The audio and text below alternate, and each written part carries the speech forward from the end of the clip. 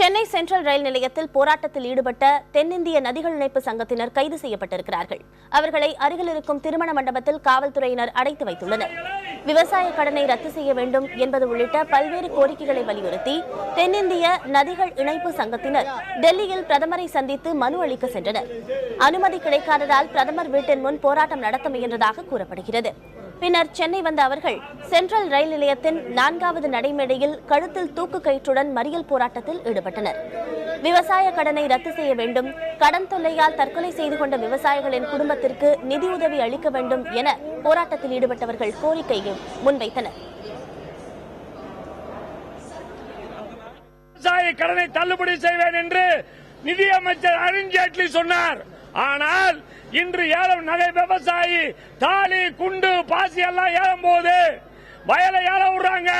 TRT surface act high court எல்லா வழியிலும் போடுறாங்க ஆர்பிட்ரேஷன் ஆக்ட்னு.